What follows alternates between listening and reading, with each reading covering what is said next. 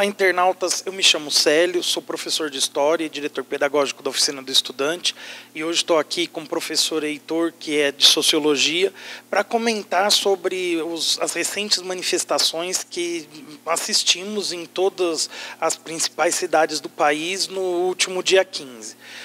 Antes de tudo, é preciso ter bem claro que, num regime democrático, as manifestações são legítimas e até saudáveis, já que expressam opiniões específicas, trazem à tona temas a serem discutidos. Então, da mesma forma que nós tivemos a campanha das diretas já, hoje ninguém contesta o direito que todo cidadão tem de votar para presidente da República, também não se deve contestar nem as manifestações que, nesse momento, nós tivemos a favor do governo, na sexta-feira, dia 13 de março, e as que tivemos contra no domingo, dia 15.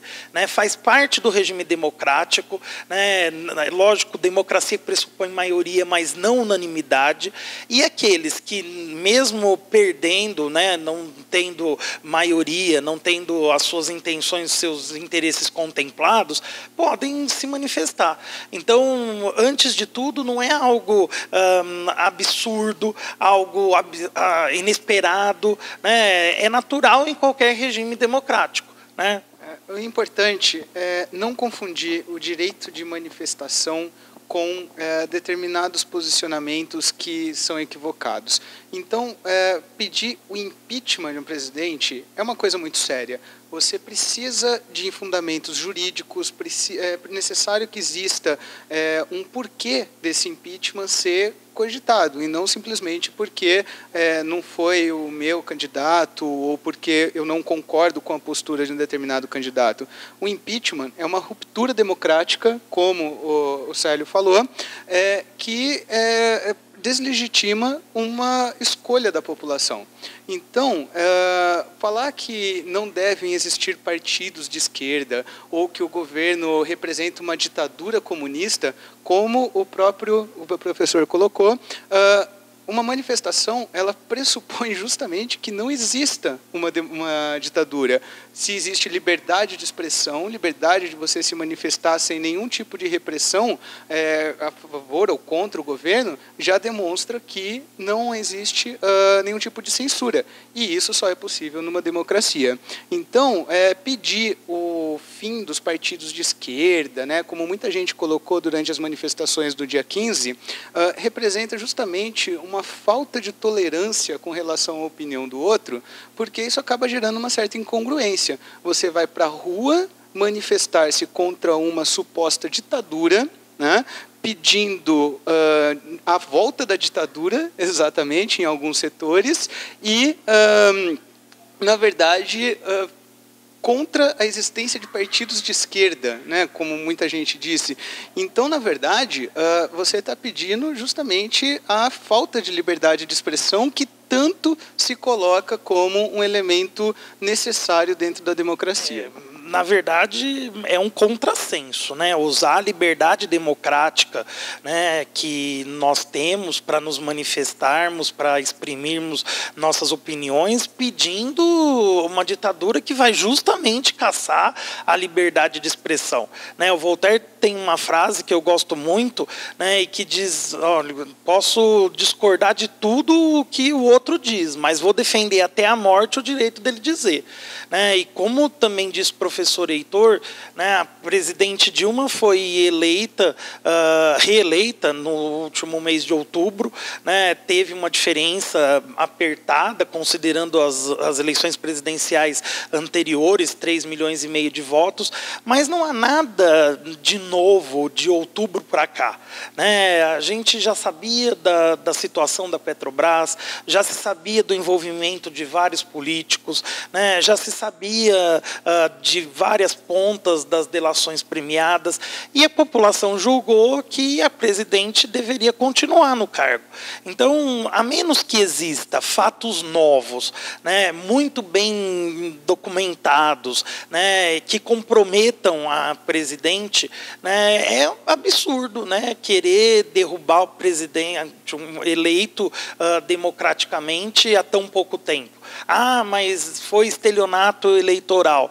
Olha, isso é relativo. Né, é bem relativo, porque se a gente considera que está havendo uma continuidade nos programas principais do governo, os ajustes não me parecem um estelionato. Né? Agora, é óbvio que com uma eleição tão polarizada, reste uma memória dessa eleição. Né? E muita gente acredita que gritando, se manifestando para o sentido oposto, né, contra a democracia, ou dizendo que luta contra uma possível ditadura, pedindo outra ditadura, vai resolver os problemas que nós temos e que são ancestrais também.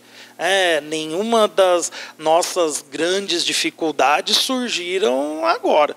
Né? Tivemos um período de economia crescendo, um período de inflação mais controlada, mas em si, né, não há um descalabro que justifique uma ruptura com relação à democracia mesmo. E é importante a gente não deixar o discurso superficial, imaginando que ao retirar uma presidenta do poder, a corrupção de repente vai acabar no Brasil ou que a corrupção só exista nesse governo.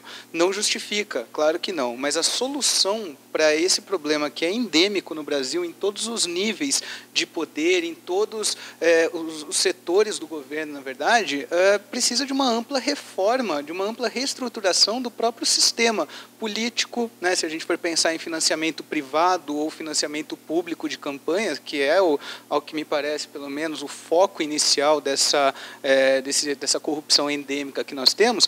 Então, a questão não é simplesmente um presidente ou um governador, mas é todo o sistema. E sem contar que, né, nós estamos falando de um presidente. Se formos voltar as nossas atenções para o Congresso Nacional, para o Legislativo, a corrupção também é um problema muito grave. Então, não é polarizar ou segmentar em um determinado poder, em uma determinada estrutura, como culpado por todos os problemas da corrupção hoje e ontem do país. Então é importante aprofundar a discussão para não ficar nessa superficialidade simplesmente de que ela, a presidenta, é culpada por todos os problemas do país. Sem dúvida, nós já passamos por um processo de impeachment do ex-presidente Collor e revivemos situações de corrupção logo na sequência, né? O escândalo dos anões do orçamento e outros casos que chegam até a situação agora que a Petrobras se encontra. Mas é algo mesmo que se espraia em todos os partidos, em todos os setores políticos. Então, a ideia das manifestações deve ser aproveitada para canalizar para demandas mais específicas, né? Para uma agenda mais transparente e uma agenda mais focada. Né? Esse movimento, em geral, é muito difuso, né? Há quem tenha ido nas manifestações para pedir impeachment, há quem tenha ido por conta de não concordar com determinadas medidas anunciadas no início desse segundo mandato da presidente.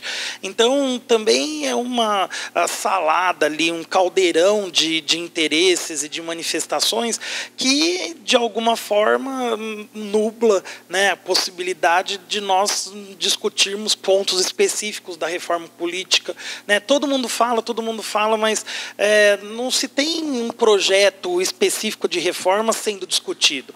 Né? E algo que a gente diga, não, esse nós não queremos, queremos aquele. Né? Existem muitas reformas e, ao mesmo tempo, não temos nenhuma. Nesse caso, as manifestações, acredito que possam continuar, deveremos ter outras, mas só vão ter um efeito, né, significativo, como todo mundo quer, se a agenda dessas manifestações for mais focada, né? Se essa agenda for mais específica, se as demandas forem mais transparentes, né? Como a gente assistiu há poucas semanas semanas o movimento dos caminhoneiros. Então, sancionou-se a lei e a maioria ficou satisfeita. Pronto, tinha lá uma demanda. Tem um setor do movimento dos caminhoneiros que não ficou contente, mas é minoria. Então, aí teve efeito? Foi rápido? Foi, mas era uma demanda focada e bastante específica. Então, acho que mais importante do que só se manifestar é se manifestar com clareza de causa. Se manifestar em torno de quê? De qual projeto? De que perspectiva? Exatamente, até porque uma manifestação contra a corrupção é um senso comum, porque ninguém é a favor da corrupção, né? Então, essas demandas devem ser levadas e devem, como o Célio bem colocou, ser específicas. Uma reforma política, por exemplo, uma reforma na máquina do Estado, né? Então, simplesmente levantar a bandeira "sou contra a corrupção", sendo que muitos sonegam imposto de renda, né? Tem carteirinha de estudante falsa ou falsificam RG. Então, é uma coisa muito, muito ampla e que não acaba não levando a lugar nenhum. Então, a ideia é que exista, né, um aproveitamento desse momento de politização da população, de uma forma geral, para que seja construída realmente uma consciência política, né, e não simplesmente ficar repetindo aquilo que, enfim, eu vejo em redes sociais ou que eu ouço de orelhada em algum lugar, mas ter uma demanda mais específica. O direito de manifestação é uma conquista muito importante da sociedade, deve ser mantido, né? Mas precisa de um pouco mais de foco, né? Porque está muito difuso e acaba não saindo do lugar. Exatamente isso. Então, vamos ver se o projeto de reforma política caminha, se essa indignação generalizada contra a corrupção se transforma efetivamente em leis e em medidas que tragam possibilidade de avanço na nossa agenda, né? Nós sempre repisamos as mesmas coisas. Ninguém é a favor da corrupção, ninguém é a favor da pobreza, né? Ninguém é a favor do péssimo serviço de saúde pública, ninguém é a favor da situação em que a educação pública se encontra, mas somos contra a situação precária generalizada, mas o que a gente vai colocar no lugar? Qual projeto que se quer? Então, o que eu espero, pelo menos nas próximas manifestações, é ter algo bem palpável, bem específico e que resulte num debate abrangente e que desperte essa conscientização mais significativa da população. Então, boas reflexões a todos e até a próxima.